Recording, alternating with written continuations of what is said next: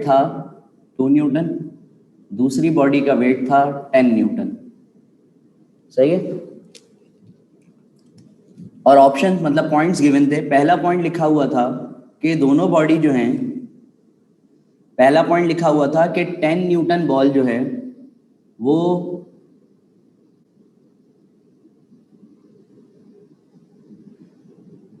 Greater accelerate करेगी, 10 Newton ball की acceleration greater होगी। दूसरा पॉइंट लिखा हुआ था कि 4 सेकंड के बाद 10 न्यूटन बॉल जो है उसका मोमेंटम, 10 न्यूटन बॉल का जो मोमेंटम होगा वो 5 टाइम्स होगा किसके, उसका मोमेंटम 5 टाइम्स मोमेंटम होगा किसके, 2 न्यूटन बॉल के। ठीक है। तीसरा पॉइंट लिखा हुआ था कि काइनेटिक एनर्जी जो होगी वो सेम होगी दोनों की। चौथा पॉइंट लिखा हुआ था 10 न्यूटन का इनर्शिया ज्यादा होगा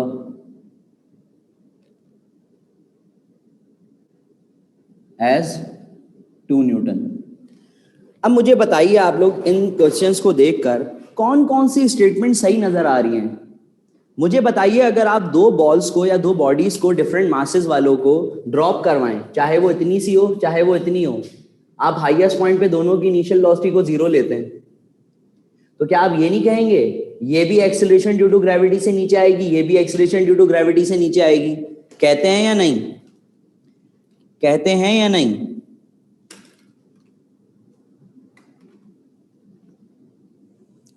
कहते हैं ना? सही। तो इसका मतलब क्या हुआ? क्या पहला पॉइंट सही है? क्या पहला पॉइंट सही है कि 10 न्यूटन वाली बॉल जो है वो ग्रेटर एक्सेलरेशन से नीचे आएगी? नहीं ना। तो इसका मतलब सब क्या होंगे? सेम एक्सेलरेशन से नीचे आएंगे। तो मास पे तो डिपेंड नहीं कर रही बात, तो इसका मतलब ये पॉइंट गलत है, क्योंकि दोनों सेम एक्सेलरेशन से नीचे आएंगे। क्या 10 न्यूटन वाली बॉल का मोमेंटम 5 गुना नहीं होगा 2 न्यूटन बॉल से? अच्छा मुझे बताइए, अगर किसी बॉडी का वेट है 10 और किसी बॉडी का वेट है 2, तो इसका मतलब W2 जो है वो 5 टाइम्स है W1 के, ये मतलब हुआ जी? W2 जो है वो 5 टाइम्स है W1 के, है ना? तो इसका मतलब इसका मास इसके मास से 5 गुना होगा। अगर मैं इसको लिख दूं m2g इक्वल्स टू 5 m1g, तो g से g कैंसिल, तो क्या मास इसका 5 गुना ज्यादा नहीं हुआ इसके मास से? ये बात समझ में आई? ये बात समझ में आई? मैं आहिस्ता आहिस्ता आ रहा हूं। तो जब मास किसी का 5 गुना ज्यादा है दूसरे से, तो क्या उसका मोमेंटम भी 5 गुना ज्यादा नहीं होगा 2 न्यूटन वाले से? मोमेंटम का फॉर्मूला क्या होता है? Mass into velocity. Mass into velocity. तो अगर मास 5 गुना है तो मोमेंटम भी 5 गुना होगा। समझ में आ रही है बच्चों बात ये या नहीं? वेलोसिटी सेम बिल्कुल होगी। क्यों नहीं होगी वेलोसिटी सेम? चलिए मैं आपको एग्जांपल देता हूं। इनिशियल वेलोसिटी कितनी है? 0। 1 सेकंड के बाद इसकी वेलोसिटी 10 मीटर पर सेकंड हो जाएगी, होगी या नहीं? भाई जब ही तो Vf minus V I upon T acceleration आपके पास 10 आएगी। इसकी भी 1 सेकंड के बाद वेलोसिटी 10 मीटर पर सेकंड नहीं हो जाएगी? जब भी तो इसकी एक्सेलरेशन भी आपके जी के बराबर आएगी 10। आया कुछ समझ या अभी भी नहीं आया बच्चों?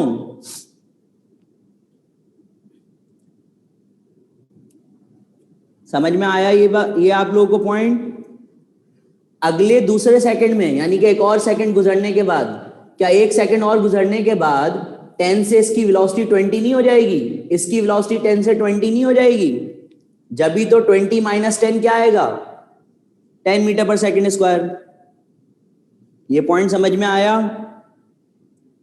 तो वेलोसिटी कांस्टेंट हो गई। 4 सेकंड के बाद इनकी वेलोसिटी क्या होगी? दोनों की बराबर। तो जब वेलोसिटी बराबर होगी तो सिर्फ मास पे मोमेंटम डिपेंड करेगा, तो हो गया ना सेकंड पॉइंट सही।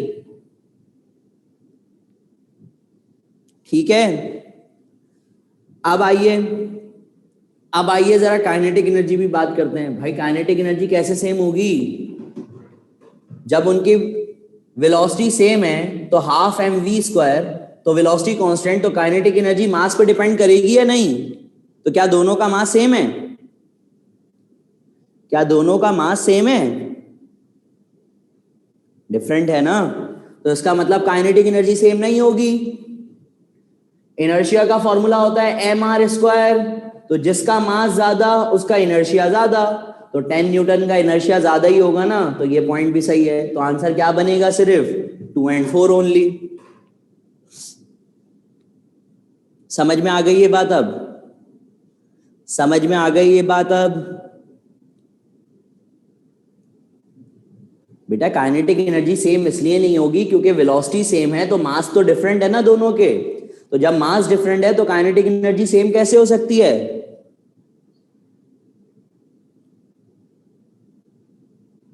जब वेलोसिटी सेम है तो मास डिफरेंट, मास तो डिफरेंट है ना, तो मास डिफरेंट होने से काइनेटिक एनर्जी सेम कैसे हो सकती है? क्लियर है? ये सवाल था आपके पास।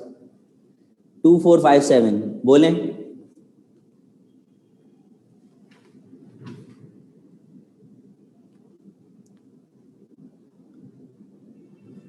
तो बेटा मोमेंटम में मास आ तो रहा है, जब भी तो मैंने कहा कि मोमेंटम 5 गुना ज्यादा होगा, जब भी तो वो पॉइंट मैंने सही कहा।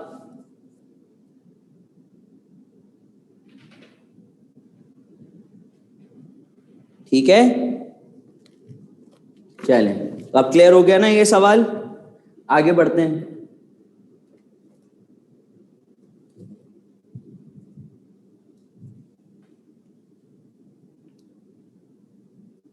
जी बिल्कुल, काइनेटिक एनर्जी का मास से डायरेक्ट रिलेशन है, मैं भी तो यही बोल रहा हूं। तो जब काइनेटिक एनर्जी का मास से डायरेक्ट रिलेशन है, तो जिसका मास ज्यादा उसकी काइनेटिक एनर्जी ज्यादा, जिसका मास कम उसकी काइनेटिक एनर्जी कम। तो यहां तो थर्ड पॉइंट में कह रहे हैं दोनों की काइनेटिक एनर्जी सेम होगी, तो सेम थोड़ी होगी। आ गया समझ?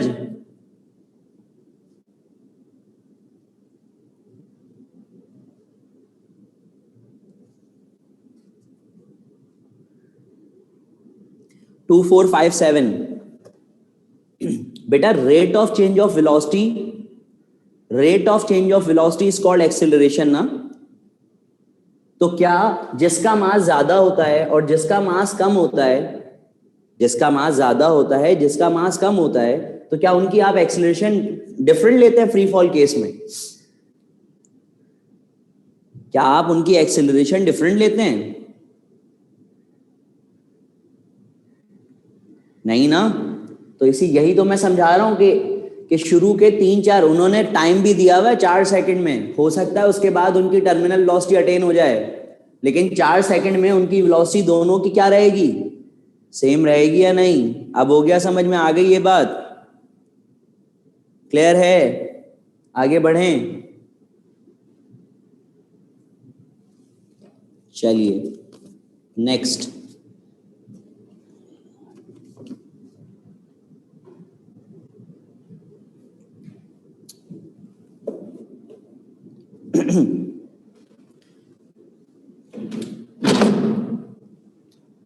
एक मिनट जरा बच्चों, डस्टर ले आऊं।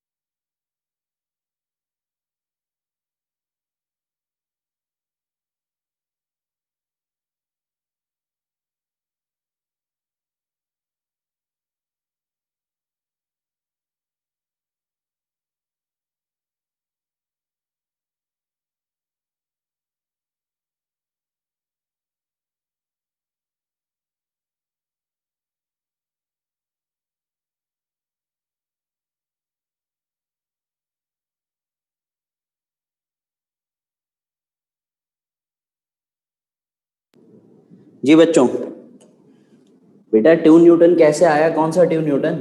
ये तो गिवन थी वैल्यू बेटा, ये वैल्यूज गिवन थी। 2 न्यूटन वैल्यू गिवन थी, ये तो वेट गिवन था ना दो बॉडीज का। तो जिसका वेट ज्यादा उसका मास भी ज्यादा होगा, तो मास ज्यादा तो काइनेटिक एनर्जी सेम नहीं हो सकती।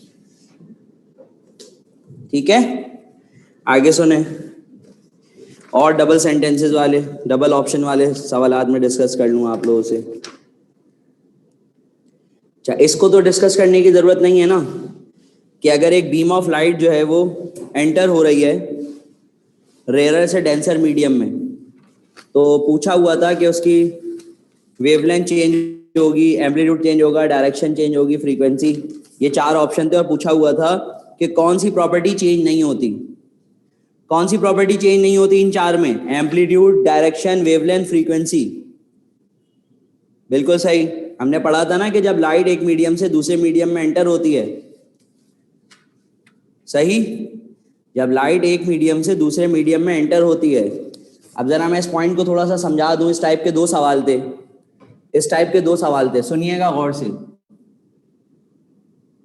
लाइट रेयरर मीडियम से आ रही है, डेंसर मीडियम की सरफेस से टकराई, तो जब वो दूसरे मीडियम में एंटर होती है तो वो बैंड हो जाती है टुवर्ड्स द नॉर्मल, बैंड हो जाती है टुवर्ड्स द नॉर्मल। तो इसका मतलब क्या हुआ कि जब लाइट एक मीडियम से दूसरे मीडियम में एंटर होती है तो वो बैंड हो जाती है टुवर्ड्स द नॉर्मल, लेकिन फ्रीक्वेंसी वो फैक्टर होता है जो कि चेंज नहीं होता। ये सवाल था एक और इसी टाइप का सवाल था, लेकिन उसमें ये कहा हुआ था कि अगर लाइट इस तरीके से आए, अगर लाइट इस तरीके से एंटर हो रही है कि वो 0 डिग्री का एंगल बना रही है,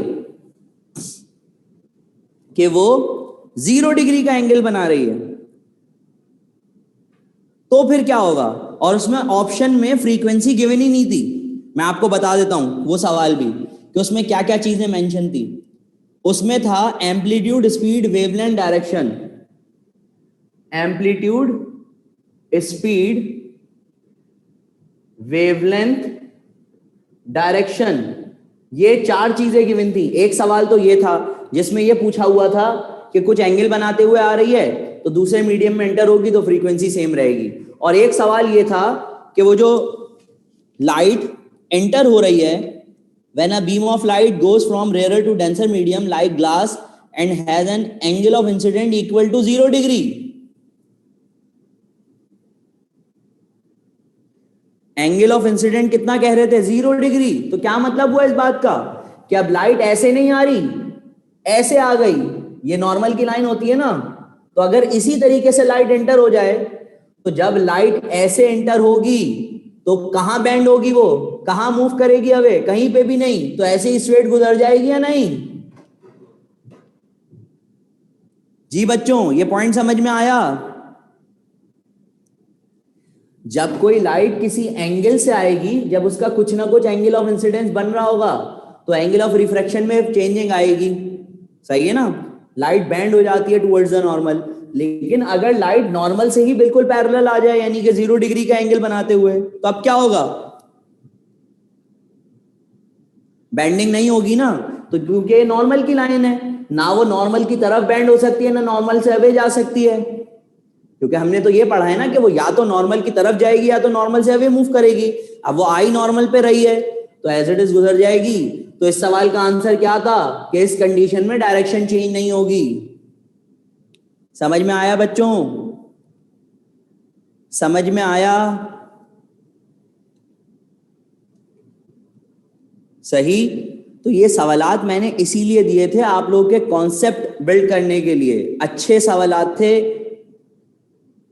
आप लोगों के कॉन्सेप्ट्स बनाने के लिए, ठीक? अच्छा जी, आइए और सवाल देखते हैं, और सवाल देखते हैं। तो ये 2 सवाल हो गए डबल ऑप्शन वाले। आए आगे और समझते हैं। एक सवाल था, एक बॉडी है, एक बॉडी है जो कि इनिशियली रेस्ट में है, ठीक है, और फिर वो एक्सेलरेट कर रही है यूनिफॉर्मली। 4 पॉइंट्स लिखे हुए थे, कहा हुआ था कि kinetic energy proportional to displacement होगी, V is proportional to square root of displacement होगा। तीसरा पॉइंट लिखा हुआ था कि kinetic energy is proportional to the square of the velocity होगी, और चौथा पॉइंट लिखा हुआ था कि velocity is directly proportional square of the elapsed time, यानी कि ये 4 कंडीशन गिवन थी, और आपसे पूछा हुआ था इनमें से कौन कौन सी राइट है। सही है, आपसे ये पूछा हुआ था कि इनमें से बताइए कौन कौन से रिलेशन सही हैं। तो बच्चों, जब बॉडी रेस्ट से स्टार्ट कर रही है तो अब वो मूव कर रही है, एक्सेलरेट कर रही है, तो हमने क्या पढ़ा? हमने ये पढ़ा कि work done equivalent to kinetic energy होता है ना, work done equivalent to kinetic energy होता है। और आपको पता है कि वर्क डन का फॉर्मूला क्या होता है? F dot D. Kinetic energy का फॉर्मूला क्या होता है? Half M V square.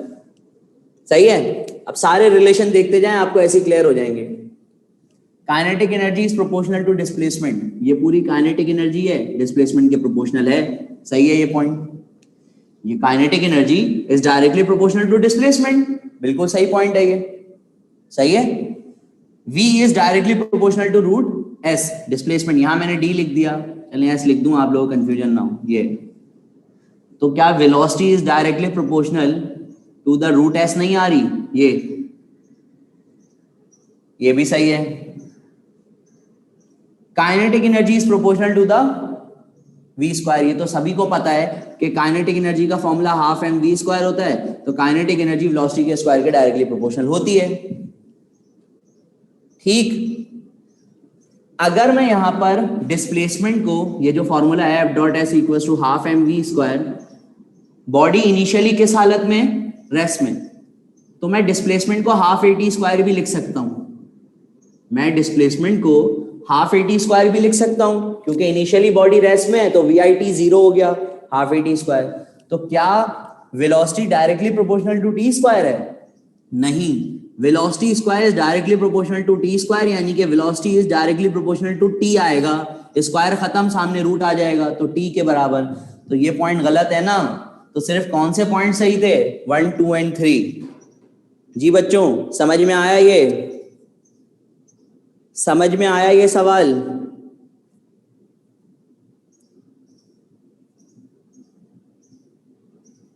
जी, टी टाइम है। ये बात समझ में आई बच्चों? ये सवाल समझ में आया?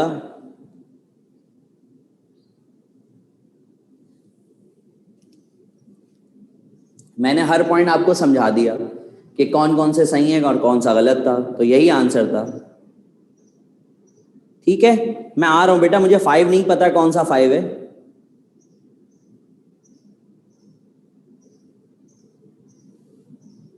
ठीक बेटा, कंडीशन को देखते हुए हमें फॉर्मूला देखना है ना। V is equal to S upon T क्यों लगा रहे हैं? हमें तो ये देखना है ना कि जब बॉडी मूव कर रही होती है तो work done equivalent to kinetic energy होता है। तो इसको देखते हुए हमें ये सवालात को देखना था, ऑप्शंस को देखना था। जब भी तो बताया हुआ था कि वो एक्सेलरेट कर रही है, इनिशियली रेस्ट में है, ये तमाम बातें क्यों बताई हुई थी? इसीलिए बताई हुई थी ताकि आप रिलेशन देखकर समझ सकें कौन कौन से रिलेशन सही हैं। अच्छा जी, आगे आइए जरा, और डबल सेंट आपके पास ऑप्शन वाले कौन से हैं? अच्छा, चलें जी। एक इंतहाई आसान सा सवाल था और मुझे नहीं पता कि ये सवाल बच्चों ने क्यों गलत किया। आपसे कह रहे हैं कि इनमें से आप वर्चुअल इमेज किस किस से हासिल कर सकते हैं? May a virtual image be obtained?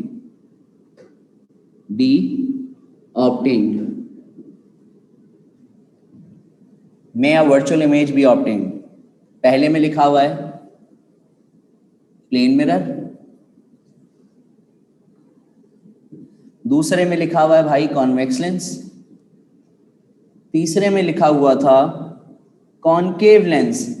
अब मुझे जरा ये बताइए कि इनमें से किस किस से वर्चुअल इमेज हासिल होता है? क्या प्लेन मिरर हमेशा वर्चुअल इमेज नहीं बनाता? बनाता है ना। कॉनकेव लेंस हमेशा वर्चुअल इमेज बनाता है? बनाता है। क्यों भाई, क्या कॉन्वेक्स लेंस वर्चुअल इमेज नहीं बनाता? कॉन्वेक्स लेंस भी तो वर्चुअल इमेज बनाता है। तो इसका मतलब क्या हुआ? इसका आंसर क्या था? 1, 2 एंड 3। तो बनाता तो है ना, वो भी तो यही पूछ रहे हैं जी। तो यही आंसर था इसका। इतना आसान सवाल भी बच्चों ने गलत किया है। अरे तो हमेशा नहीं बनाता, तो वो भी तो ये बोल रहे हैं may a virtual image be obtained, कि इनमें से किससे वर्चुअल इमेज बनाया जा सकता है।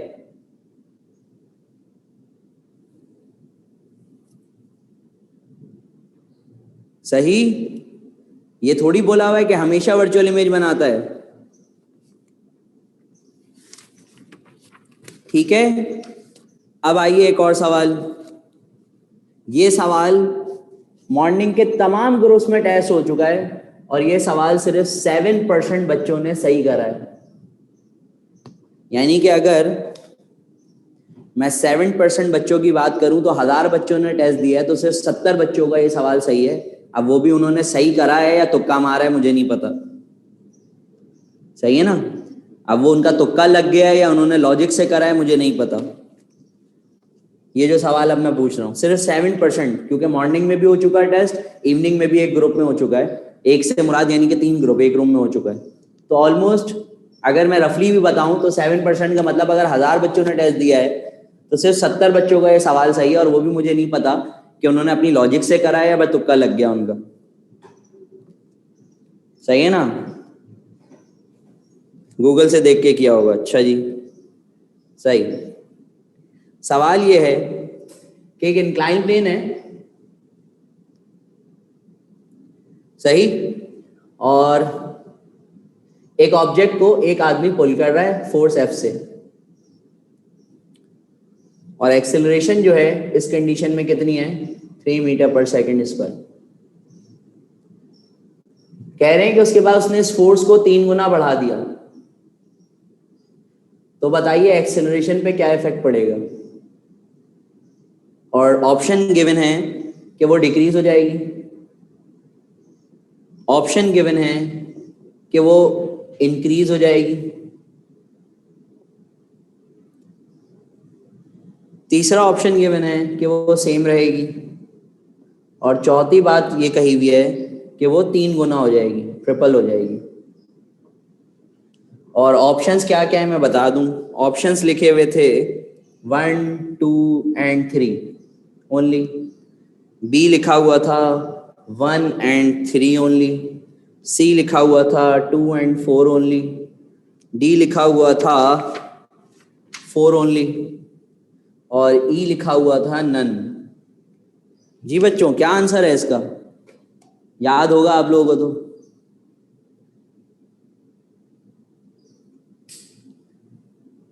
जी, आंसर तो सबको याद होगा। अभी फौरन स्क्रीनशॉट निकाल के देख लिया होगा क्या आंसर लगा हुआ है। बच्चों इसका आंसर नन है।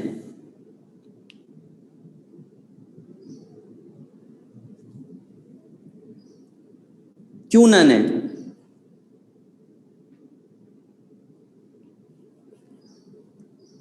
इंक्लाइन प्लेन कैसा है? फ्रिक्शनल लेस है, फ्रिक्शन भी है?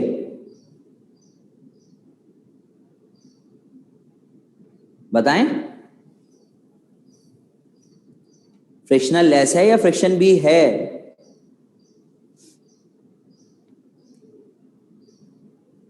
नहीं बेटा, नन सही है इसका आंसर। फ्रिक्शनल लेस है ना भाई, कहां है फ्रिक्शन? अगर फ्रिक्शन होती तो गिवन होती ना। सवाल में फ्रिक्शन का तस्करा ही नहीं है तो फ्रिक्शनल लेस हुआ।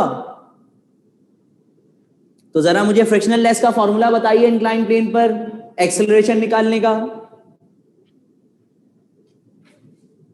बताएं। फ्रिक्शनल लेस इंक्लाइन प्लेन पर एक्सेलरेशन निकालने का फॉर्मूला क्या होता है? बिल्कुल सही, A is equal to G sine theta. तो बेटा क्या इंक्लाइन प्लेन का एंगल चेंज हो जाएगा फोर्स को 3 गुना करने से? फोर्स को 3 गुना करने से इंक्लाइन प्लेन का एंगल चेंज हो जाएगा? नहीं होगा। Acceleration due to gravity change हो जाएगी? नहीं होगी। तो क्या एक्सेलरेशन चेंज होगी? नहीं होगी। तो इसका मतलब आंसर होना था सिर्फ 3 ओनली। तो ऑप्शन में कहीं पे भी 3 ओनली लिखा हुआ नजर नहीं आ रहा, तो इसीलिए तो नन आंसर था इसका।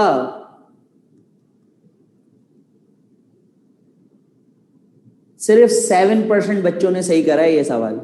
अब वो भी मैंने बताया ना, अब वो तुक्का लगाया उन्होंने या क्या करा है मुझे नहीं पता।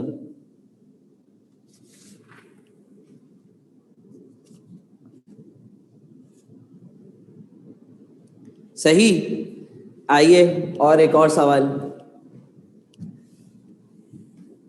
टेस्ट मैंने कॉन्सेप्चुअल बनाया था, मैंने हलवा नहीं दिया था, ये मैं आपको बता दूं। सही। अगर फ्रिक्शन होती तो फिर आंसर आपके पास सेम नहीं होता, क्योंकि जब फ्रिक्शन को हम कंसिडर करते हैं तो उसका फॉर्मूला हम पढ़ चुके हैं, F minus W sine theta equals to F ma, लिखवाया था ना इंक्लाइन प्लेन का फॉर्मूला, तो उससे एक्सेलरेशन होती। जी सब F is equals to ma से देख रहे होंगे।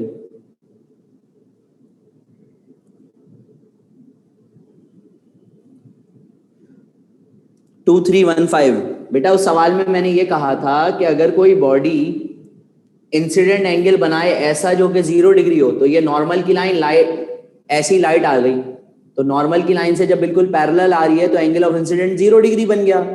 तो बेटा जब 0 डिग्री एंगल होगा तो लाइट कहाँ बैंड होगी?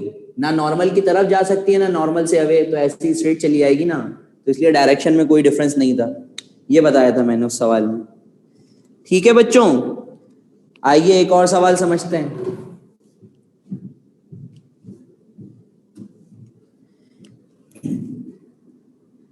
एक ऑब्जेक्ट है, उसके ऊपर फोर्स लगाई जा रही है F, और इस सरफेस का कोफिशिएंट ऑफ फ्रिक्शन गिवन है 0.2। तो कह रहे हैं कि क्या क्या हो सकती है कंडीशन। हो सकता है कि वो मूव करें, किससे? कांस्टेंट स्पीड से। ठीक है। दूसरा पॉइंट था, हो सकता है कि वो रेस्ट में ही रहे। तीसरी कंडीशन कही हुई थी कि वो एक्सेलरेट करे, और चौथी कंडीशन थी कि वो बॉडी अपोजिट डायरेक्शन में मूव करना शुरू कर दे, मतलब फोर्स जिस डायरेक्शन में लग रही है उससे अपोजिट डायरेक्शन। कौन कौन से आपका पॉइंट सही हैं? क्या क्या पॉसिबिलिटीज हो सकती हैं बताएं। अब तो फ्रिक्शन भी गिवन है।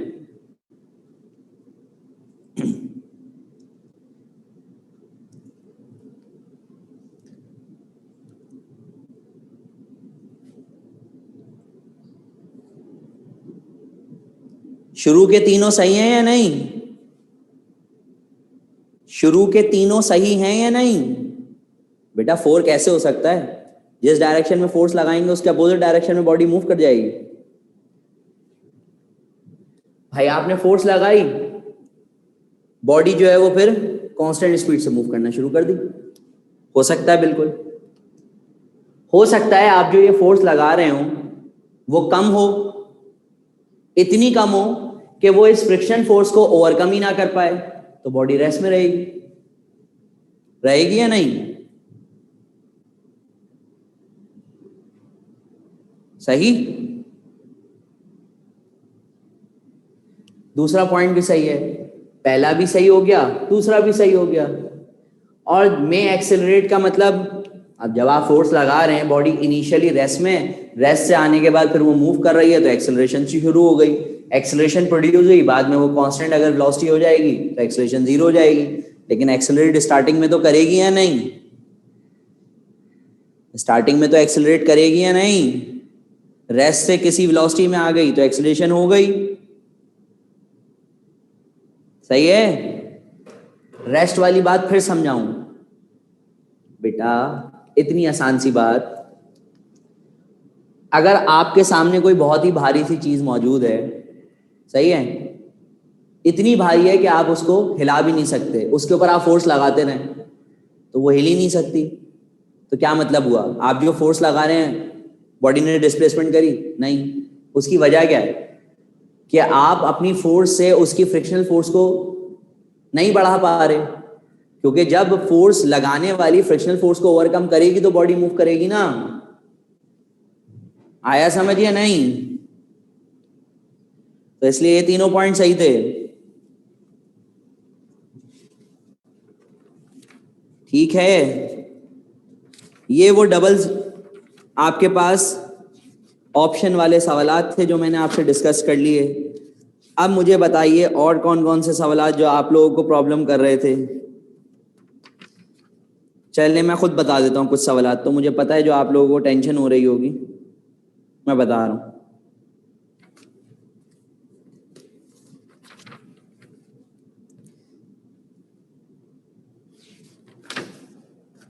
मैकेनिकल पावर वाला सवाल,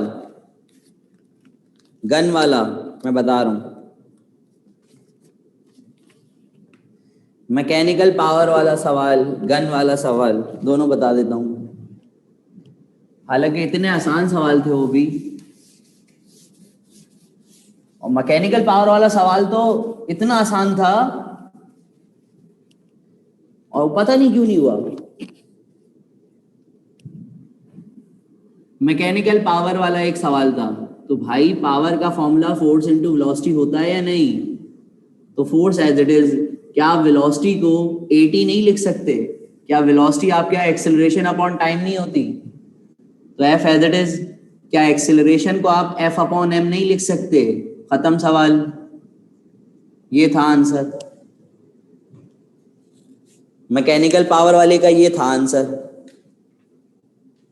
इतना आसान सवाल।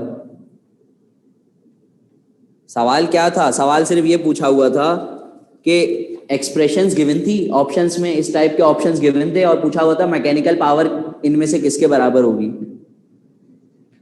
ये था। पावर का फॉर्मूला पूछा हुआ था, इनमें से क्या हो सकता है, 5 ऑप्शन गिवन थे। इतना आसान सा सवाल।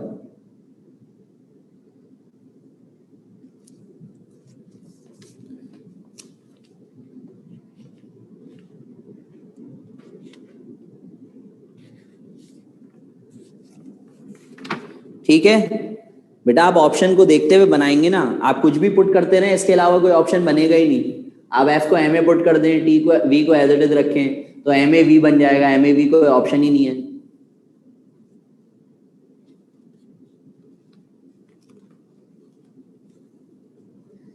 P is equal to W upon T, तो बेटा डब्ल्यू अपॉन टी के लिए भी आपके पास फिर आप डब्ल्यू को ब्रेक करेंगे, फोर्स इनटू डिस्प्लेसमेंट, तो डिस्प्लेसमेंट अपॉन टाइम को मैं फिर वेलोसिटी लिख दूंगा। बात तो वही आ गई ना।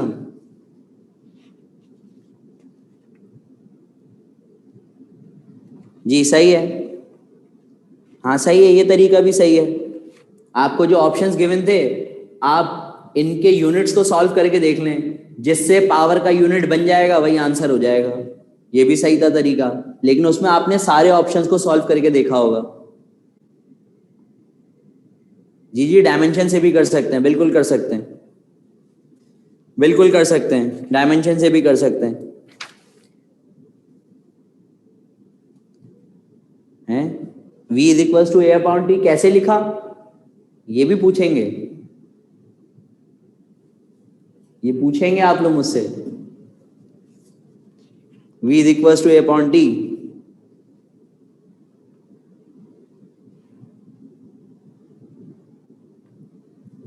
Velocity equal to acceleration upon time.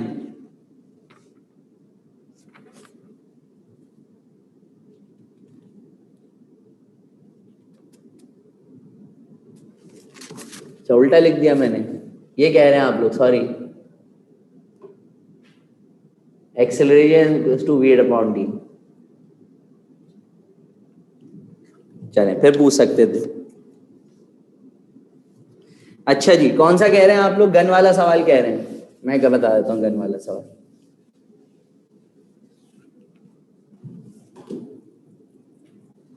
कितने मार्क्स आने चाहिए थे?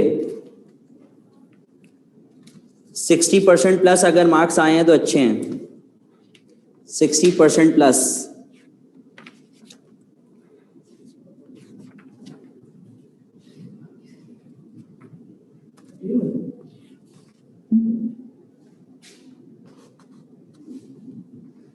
और यह है कि बेटा टेस्ट में स्कोर तो 38 39 भी आया है कुछ बच्चों का।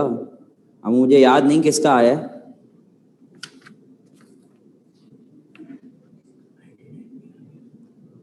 सेवेंटी परसेंट भी अच्छे मार्क्स हैं बेटा। 70% भी अच्छे मार्क्स हैं। 2301 आपके कितने मार्क्स हैं? 38। गुड।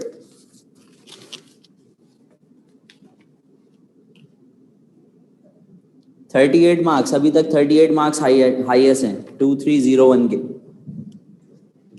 चलें जी, जरा गन वाला सवाल कर लेते हैं।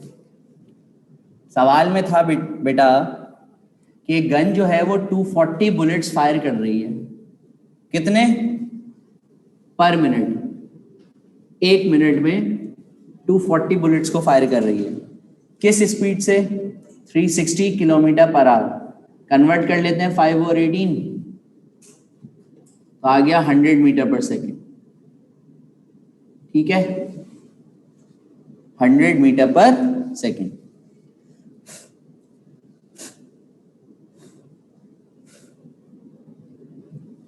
हर एक का मास जो है वो 20 ग्राम्स गिवन है। हर एक का मास 20 ग्राम्स गिवन है। तो कह रहे हैं कि पावर बताइए गन की क्या होगी। पावर बताइए गन की क्या होगी। तो बच्चों जब बुलेट मूव कर रही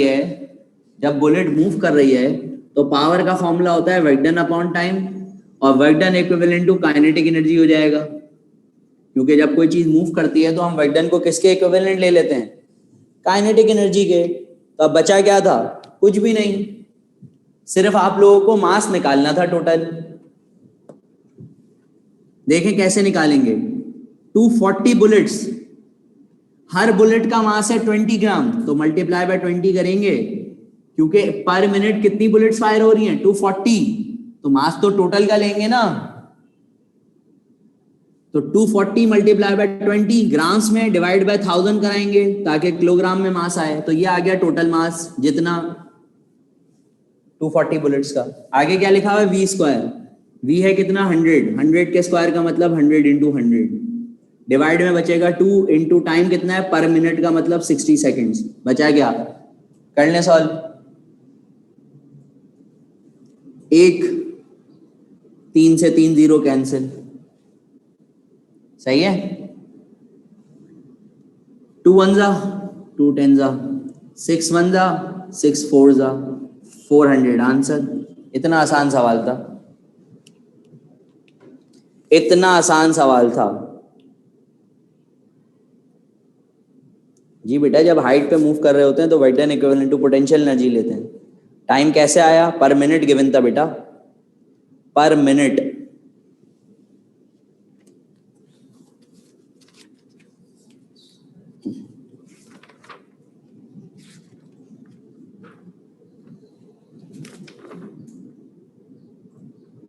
सही।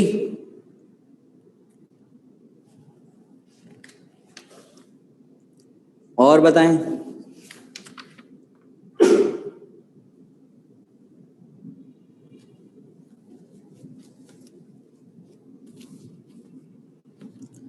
और कौन सा सवाल बता रहे हैं?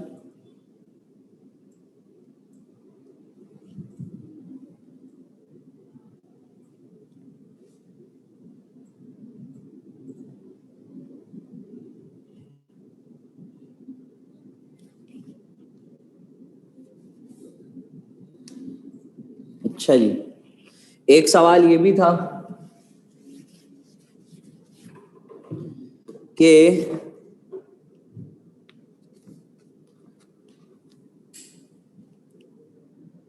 एक ऑसिलेटिंग बॉडी है, ऑसिलेट कर रही है मीन पोजीशन से। मीन पोजीशन से एक बॉडी ऑसिलेट कर रही है, तो बताइए टी अपॉन 4 सेकेंड में, टी अपॉन 4 सेकेंड में वो कहाँ होगी?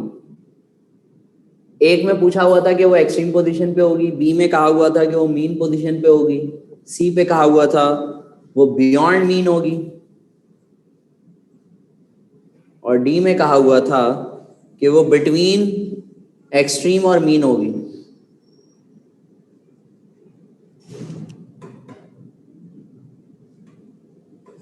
बिटवीन मीन और एक्सट्रीम होगी। जी बताइए जरा, टी ओवर 4 सेकेंड गुजरने के बाद, जब वो मीन पोजीशन से टी ओवर 4 सेकेंड गुजरने के बाद किस पॉइंट पर होगी? ये तो इतना आसान सवाल था।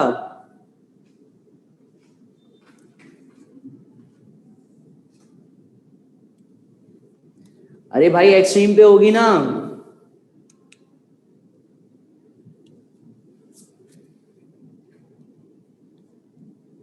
अब इसको भी मैं सॉल्व करके दिखाऊं? चलें कर देता हूं। क्या हमने ये फॉर्मूला नहीं पढ़ा, x is equal to X naught sine omega T?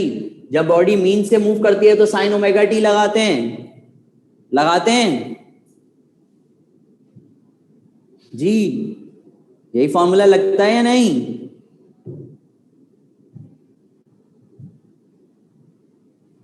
तो x naught as it is, sine as it is, omega को आपने लिख दिया 2 pi upon t. Small t किसके बराबर है? T upon 4।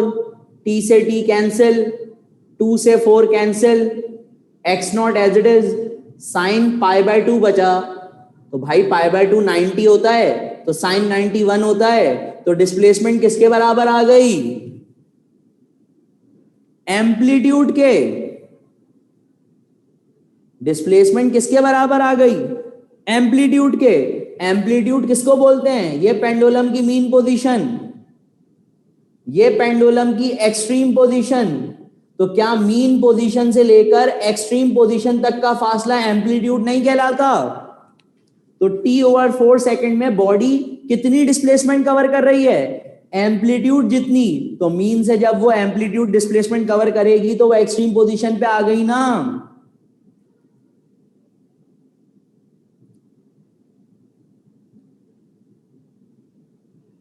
समझ में आई बात?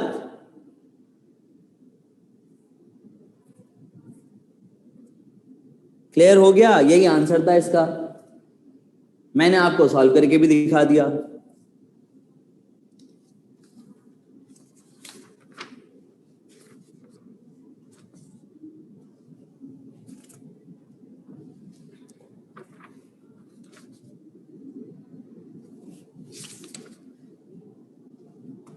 और भी कोई सवाल डिस्कस करने हैं? और तो मेरा नहीं ख्याल कि कोई इतने मुश्किल सवाल थे।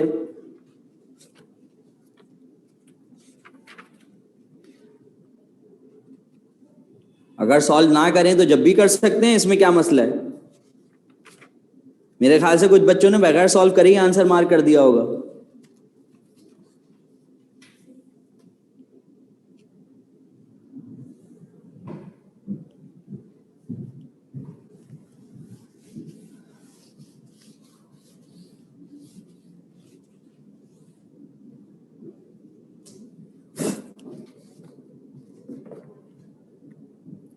एक सवाल और था, एंगुलर स्पीड पूछी हुई थी और जी की वैल्यू गिवन थी 10 मीटर पर सेकंड स्क्वायर, और रेडियस भी गिवन था 6400 किलोमीटर।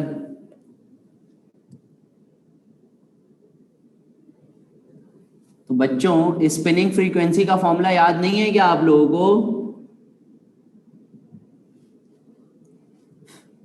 2 पाई को इधर लेकर जाएं तो क्या आप 2 पाई f को ये नहीं लिख सकते ओमेगा? तो g की वैल्यू 10, r की वैल्यू 6.4 एक्सपोनेंशियल 6 मीटर। अब आगे का सॉल्यूशन तो आप कर सकते हैं ना, आगे का सॉल्यूशन खुद कर लेंगे। यह आंसर था इसका 1/800।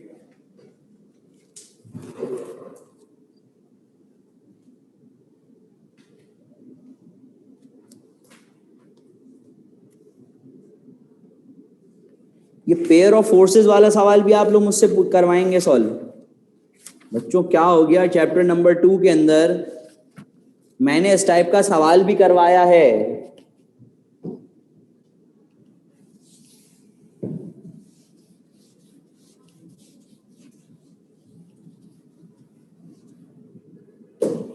चैप्टर नंबर 2 में हमने करे हैं सवालात। मैंने आपको रिजल्टेंट की 3 कंडीशन बताई हैं। जब दो वेक्टर की डायरेक्शन सेम होती है तो रिजल्टेंट उनके सम के बराबर होता है। जब दो वेक्टर की डायरेक्शन क्या होती है, अपोजिट होती है, तो रिजल्टेंट उनके डिफरेंस के बराबर आता है। और तीसरी कंडीशन हमने ये पढ़ी थी कि अगर दो vector with respect to x axis different angle बना रहे हैं तो उनका रिजल्टेंट उनके सम से छोटा होता है और डिफरेंस से क्या होता है, बड़ा होता है। क्या ये तीनों कंडीशन मैंने चैप्टर 2 में आपको नहीं बताई?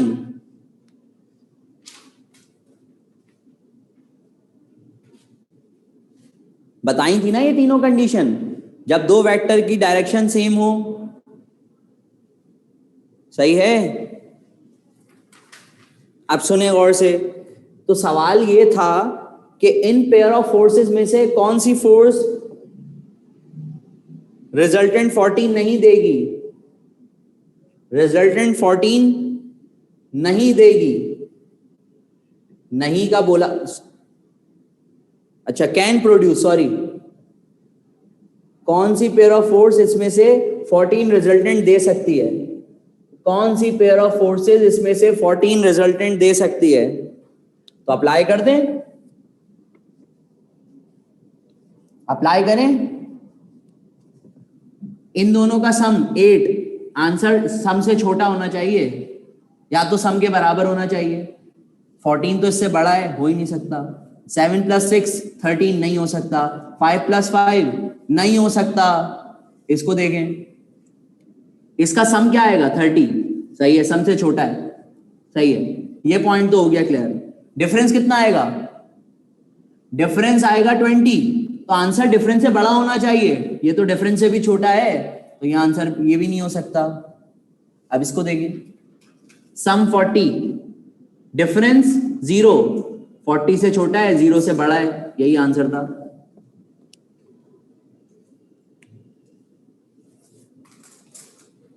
इतना आसान सवाल, ये तो बहुत आसान है।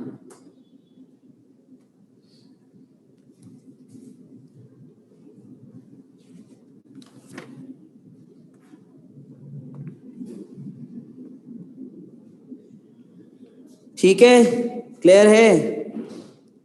अरे बच्चों, अगर कन्वर्जिंग लेंस ऊपर से हाफ कवर्ड हो जाए तो क्या होगा? ये सवाल मुश्किल है। अगर ये कॉन्वेक्स लेंस है और उसको यहां से कवर कर दें, क्या होगा बताइए? क्या होगा? हमने ये पढ़ा था ना कि जब लेंस को ऐसे कट करते हैं तो उसकी फोकल लेंथ पे कोई इफेक्ट नहीं पड़ता। क्लास में बताई हुई बात है ये। मैंने बताया था फोकल लेंथ पे कोई इफेक्ट नहीं पड़ता। जब फोकल लेंथ पे कोई इफेक्ट नहीं पड़ता तो इमेज के ऊपर कोई फर्क नहीं पड़ेगा। सिर्फ क्या होगा, ब्राइटनेस कम हो जाएगी, ब्राइटनेस कम हो जाएगी। बताई थी ये बात क्लास के अंदर जब ये सवाल सॉल्व करवाया था।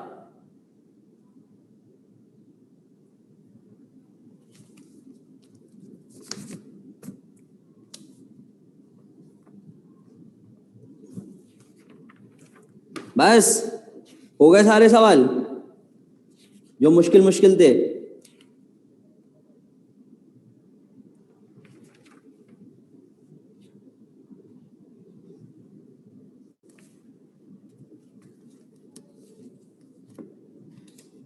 ग्राफ वाला बता दूं?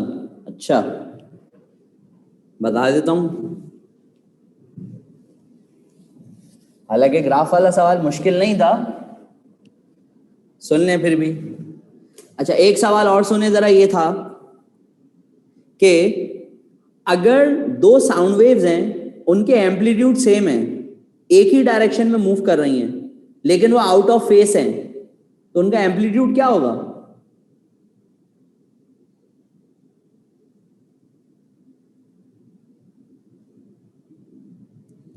भाई आउट ऑफ फेस का मतलब क्या है? ये होता है ना out of face, 180 degree face reversal को आउट ऑफ फेस बोलते हैं ना।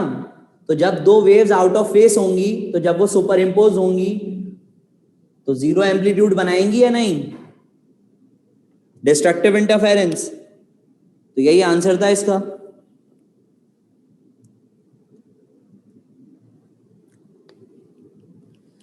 अच्छा जी, ग्राफ। बच्चों जरा मुझे एक बात का जवाब ये दीजिए कि वेलोसिटी का फॉर्मूला होता है gamma times p upon rho. तो क्या स्पीड ऑफ साउंड प्रेशर पे डिपेंड करती है? क्या स्पीड ऑफ साउंड प्रेशर पे डिपेंड करती है?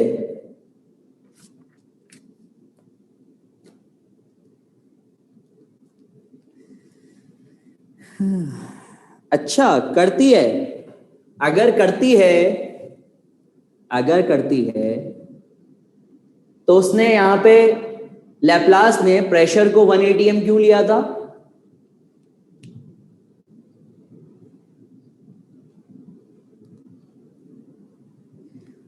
भाई स्पीड ऑफ साउंड प्रेशर से इंडिपेंडेंट होती है, क्योंकि जो वेरिएशन प्रेशर में आती है वही वेरिएशन डेंसिटी में आ रही होती है, तो इस रेशो के ऊपर कोई इफेक्ट नहीं पड़ता, तो प्रेशर से इंडिपेंडेंट होती है।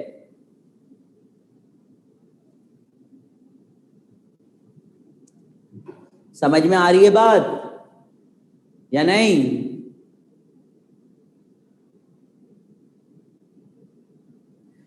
जिस रेट से ये इंक्रीज होगा उस रेट से ये इंक्रीज, जिस रेट से ये डिक्रीज उस रेट से ये डिक्रीज, तो इस रेशो के ऊपर कोई फर्क पड़ता ही नहीं है। इसीलिए इसीलिए इस सवाल का आंसर ये था, यहां पे प्रेशर था, यहां पे वेलोसिटी, तो वेलोसिटी कांस्टेंट रहेगी प्रेशर इंक्रीज करने पे भी, तो इसीलिए यही आंसर था इस सवाल का। ठीक जी, टेम्परेचर पे तो डिपेंड करती है। ये सवाल भी गलत किया है। Polarisation of light exhibited the nature of light as, polarisation कौन सी नेचर ऑफ लाइट बताती है? Longitudinal, transverse, compressional? Transfer nature बताती है ना भाई। ये भी गलत किया हुआ है, ये भी गलत किया हुआ है। बेटा मैंने ये बताया कि प्रेशर से के ऊपर speed of light, speed of sound depend नहीं करती, क्योंकि जिस रेट से प्रेशर इंक्रीज उस रेट से डेंसिटी इंक्रीज, तो दोनों एक ही रेट से इंक्रीज और डिक्रीज होते हैं, तो ये रेशो हमेशा कांस्टेंट रहता है। तो प्रेशर से स्पीड ऑफ साउंड इंडिपेंडेंट होती है, तो वेलोसिटी कांस्टेंट रहती है चाहे प्रेशर में जो भी चेंजिंग आए। ठीक है,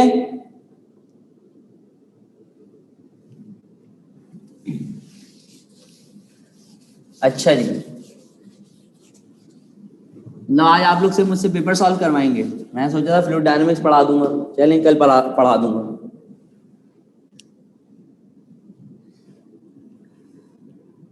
एक सवाल ये भी था भाई कि ए डॉट बी की वैल्यू 0 गिवन थी और पूछा हुआ था कि अगर ए क्रॉस बी की वैल्यू 1 है तो आंसर बताएं ए और बी क्या होंगे, मतलब ए और बी वेक्टर कैसे वेक्टर हैं।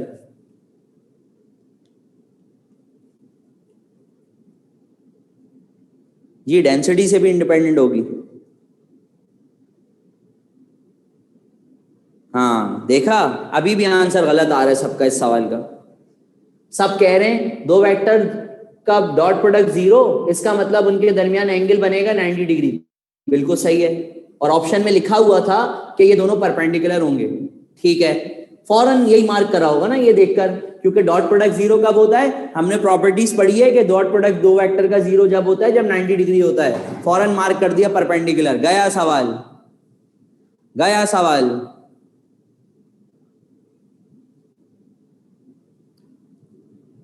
अरे भाई इसका आंसर सिर्फ 9 परपेंडिकुलर थोड़ी था, क्रॉस प्रोडक्ट भी तो 1 के बराबर दिया हुआ है। तो जरा क्रॉस प्रोडक्ट का मुझे फॉर्मूला बताइए क्या होता है? A b sine theta. तो अगर साइन थीटा की जगह मैं 90 को पुट कर दूं तो साइन 91 होता है, तो ये तो ए बी की value 1 equals to a b आ गया, यानी कि ए क्रॉस बी का आंसर क्या आ गया। मैं अगर ये निकाल दूं पूरा सॉल्व करके, कंडीशन हमें ये गिवन है कि अगर हम ए क्रॉस बी की वैल्यू निकालें तो ए क्रॉस बी बराबर होता है ए बी साइन थीटा, तो भाई थीटा 90 आ गया तो साइन 91, तो ए क्रॉस बी तो ए बी के बराबर आ गया, जबकि उन्होंने कहा हुआ है कि ए क्रॉस बी 1 के बराबर है, तो आंसर सिर्फ परपेंडिकुलर कैसे हो गया। कंप्लीट आंसर इसका था परपेंडिकुलर यूनिट वेक्टर। ए और बी परपेंडिकुलर हैं, बिल्कुल हैं, लेकिन सिर्फ परपेंडिकुलर की कंडीशन इसको वैलिड नहीं कर रही। परपेंडिकुलर की कंडीशन ए बी आंसर ला रही है, वो कह रहे हैं ए क्रॉस बी का आंसर 1 आ रहा है। तो जब आएगा ना 1, जब ए और बी यूनिट वेक्टर होंगे, यूनिट वेक्टर का मतलब इनका मैग्नीट्यूड 1 होगा, जब ही तो 1 आंसर आएगा। तो इसका पूरा आंसर था परपेंडिकुलर यूनिट वेक्टर।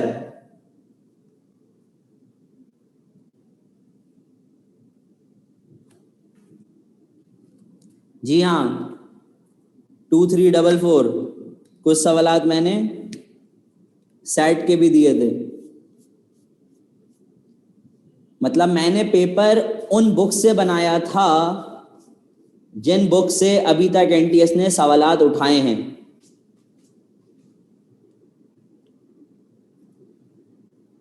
जिन बुक से एनटीएस ने सवालात उठाए हैं, मैंने उन बुक्स को देखते हुए ये पेपर बनाया था।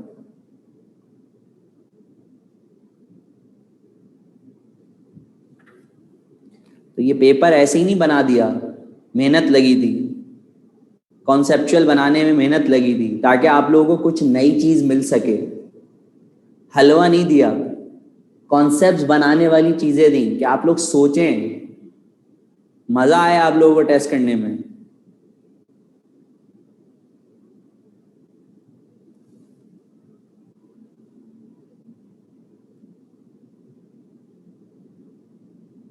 आसान पेपर बनाऊं ताकि मार्क्स देखने में खुशी हो, बस आप लोग इसी खुशी में फिर ओवर कॉन्फिडेंट हो जाएं और सारी तैयारी गई।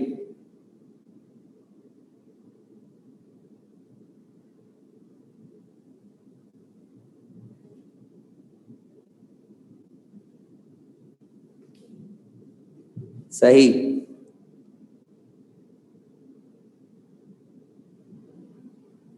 अच्छा, 2526 ये लॉकडाउन का कमाल नहीं है।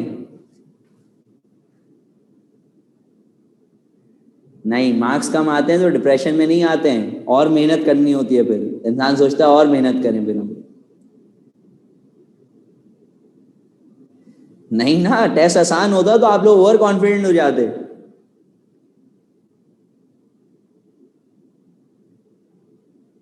बिल्कुल, पेरेंट्स को क्यों समझाएं, पेरेंट्स तो आपसे रिजल्ट मांगेंगे, ये टेस्ट ऐसा तो नहीं था। क्या आप लोग ये कहेंगे बिल्कुल ही आप लोगों को मैंने ऐसे सवालात दे दिए थे कि जो कॉन्सेप्ट मैंने क्लास में समझाया ही नहीं है कभी। मुझे बता दें कौन सा ऐसा सवाल था जो आप ये कहें कि सर इस टाइप का मतलब ये कॉन्सेप्ट तो आपने क्लास में हमें कभी बताया ही नहीं।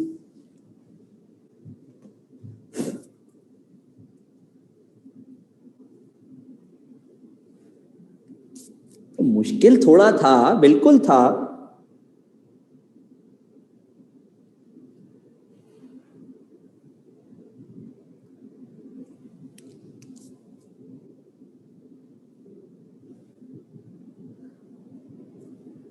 हाँ, अभी से प्लानिंग शुरू हो गई कि अगर पेपर जो है वो टेस्ट हमारा ऑनलाइन होगा तो हम सब सेंटर में आ जाएंगे, आपके साथ बैठ के टेस्ट देंगे। इस बच्चे के 38 कैसे आ गए? कैसे क्या आ गए बेटा? कॉन्सेप्ट लगाया, कोई मतलब ऐसा सवाल थोड़ी था। 40 नंबर भी आए हैं कुछ ग्रुप्स के अंदर, कुछ ग्रुप्स के अंदर तो इस टेस्ट में 40 मार्क्स भी आए हैं।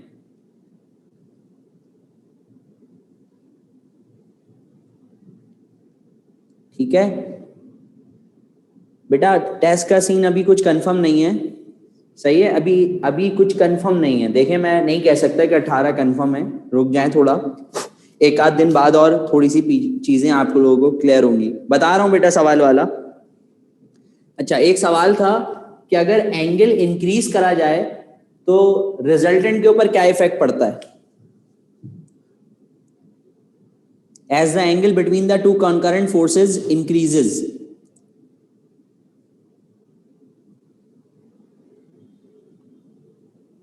सही।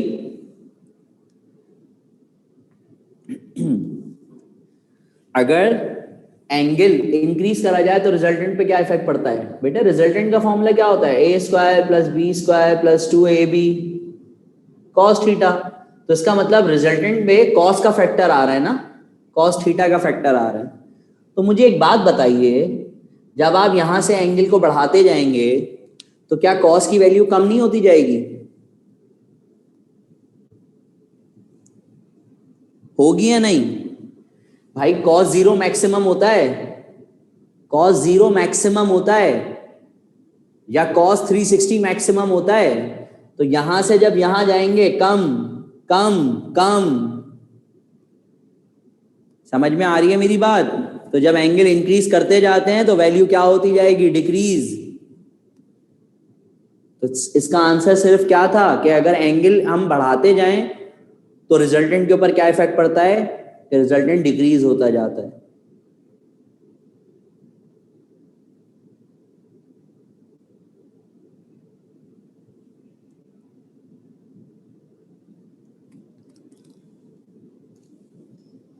बेटा बहुत सारी बुक्स हैं, मैं कौन कौन सी बुक्स के आपको नाम बताऊं जिससे एनटीएस ने सवाल उठाए हैं?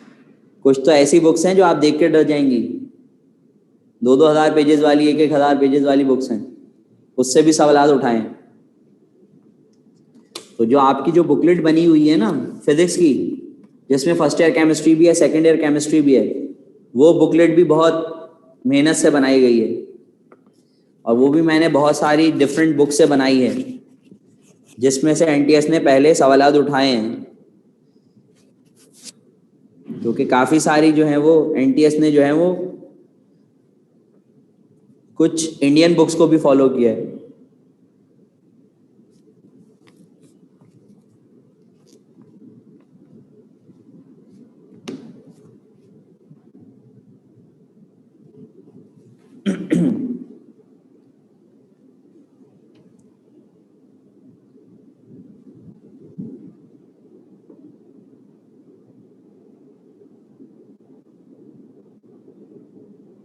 ठीक है, अच्छा मेटल वाला एक सवाल,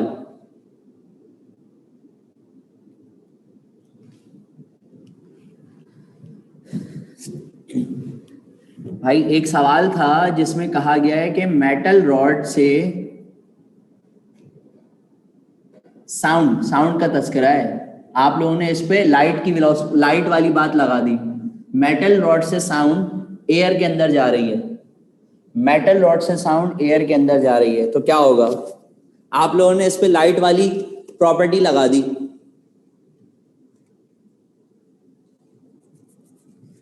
आप लोगों ने इस पर लाइट वाली प्रॉपर्टी लगा दी कि ये डेंसर मीडियम है, ये रेयर मीडियम है। जब लाइट डेंसर से रेयर जाती है तो हमने क्या पढ़ा है? वी और लैम्डा दोनों इंक्रीज होते हैं। भाई ऐसा लाइट में होता है, डेंसर टू रेयर जाते हैं,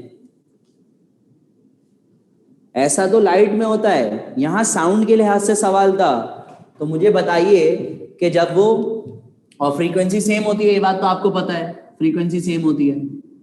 तो यहां पर जब डेंसर से रेयर में जाते हैं साउंड में, तो याद रखिए सॉलिड्स के अंदर सबसे ज्यादा होती है स्पीड ऑफ साउंड, उसके बाद लिक्विड में सबसे कम गैसेस में होती है स्पीड ऑफ साउंड। तो मेटल रॉड में सबसे ज्यादा वेलोसिटी होगी, तो डेंसर से रेयर में जा रही है तो वेलोसिटी क्या होगी? ज्यादा। वेवलेंथ क्या होगी?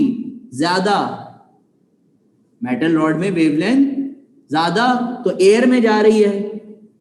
मेटल रॉड से किस में गई? एयर में। तो जब मेटल रॉड में वेलोसिटी ज्यादा तो एयर में वेलोसिटी क्या होगी? कम। एयर गैस है तो सबसे कम वेलोसिटी, तो यहां पे वेलोसिटी भी कम हो जाएगी एयर में, यहां पे लैम्डा भी कम हो जाएगा, लेकिन फ्रीक्वेंसी क्या रहेगी? सेम। अब आ गया समझ? अब आ गया समझ? तो इसका आंसर था लैम्डा डिक्रीजेस, फ्रीक्वेंसी सेम।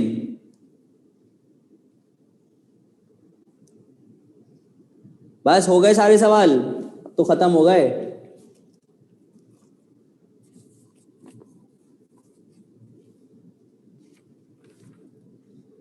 अभी भी एक बचा है, अब कौन सा बच गया भाई? बेटा मैंने कहा सॉलिड में सबसे ज्यादा स्पीड ऑफ साउंड होती है, उसके बाद लिक्विड में, सबसे कम गैसेस में। तो सॉलिड से गैस में जा रही है ना साउंड, तो गैस में वेलोसिटी कम, लैम्डा भी कम, लेकिन फ्रीक्वेंसी पे कोई इफेक्ट नहीं पड़ेगा। यही आंसर था इसका। Wavelength decreases, frequency same.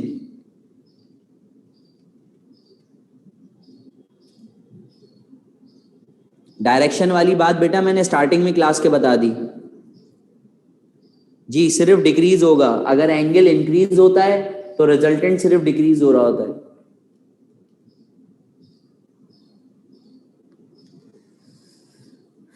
अरे मतलब आप लोगों को पूरे सवालात सॉल्व करवाने मुझसे, मतलब इन शॉर्ट सारे सवालात करवा दूं,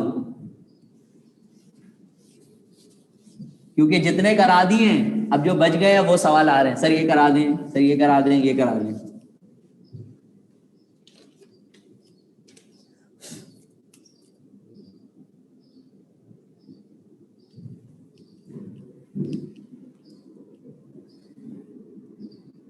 एक गर्ल जो है वो एक मिरर के सामने खड़ी हुई है, कितनी दूर? 50 सेंटीमीटर दूर, और वो अपना इरेक्ट इमेज देख रही है, उसको अपना इमेज इरेक्ट नजर आ रहा है, लेकिन कितनी हाइट का? कुछ भी था, 1/3 थी, जो भी थी, सपोज 1/3 हाइट। उसको अपना इमेज जो नजर आ रहा है वो 1/3 नजर आ रहा है, 1/3 ही था ना, जो भी था XYZ, ठीक है। अब मुझे एक बात बताइए, आपसे ये पूछा हुआ था कि कौन सा मिरर होगा, बताएं कौन सा होगा? प्लेन होगा, कॉन्वेक्स होगा, कॉनकेव होगा, कौन सा होगा? भाई अगर प्लेन मिरर होना है तो प्लेन में तो मैग्निफिकेशन 1 होती है हमेशा, तो प्लेन तो हो ही नहीं सकता क्योंकि मैग्निफिकेशन कम है। सही है। अब आइए जरा कॉनकेव की बात करते हैं। Concave mirror, concave mirror similar to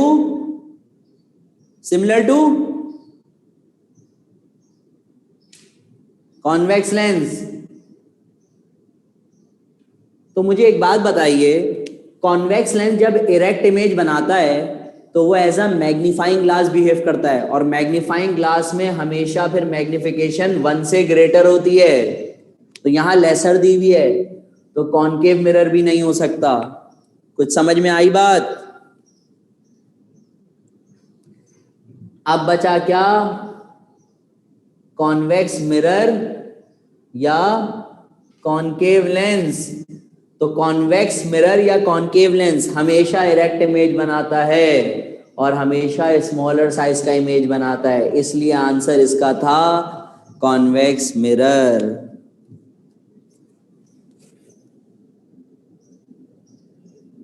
ठीक।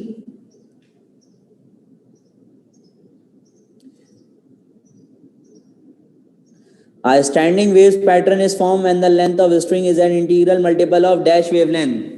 माशाल्लाह, ये भी बताऊं लेंथ किस तरह निकालते हैं? अगर एक स्ट्रिंग के अंदर आपके लूप्स बन रहे होते हैं, कैसे निकालते हैं? लेंथ किसके बराबर होती है? λ/2 λ/2 λ/2, यही होती है ना, यही होती है ना। तो जितने भी आपके लूप बनते हैं सबकी लेंथ को ऐड कर लेते हैं, सही? तो वो भी तो यही बोल रहे हैं, length of string is an integral multiple of. तो अगर 3 लूप बन रहे हैं तो आंसर क्या आएगा? 3 λ/2, यानी कि n λ/2 तो आना ही आना है, तो यही तो आंसर था इसका। समझ ही नहीं आया क्या कह रहे हैं? वो कह रहे हैं कि स्टैंडिंग वेव पैटर्न फॉर्म हो रहा है, तो बताइए कि लेंथ ऑफ स्ट्रिंग जो है वो इंटीग्रल मल्टीपल किसका होती है? 3 लूप बन रहे हैं तो 3 λ/2, 4 लूप बनेंगे 4 λ/2, 5 लूप बनेंगे 5 λ/2, तो integral multiple of what? Half lambda ना, यही आंसर था। सही, बस खत्म।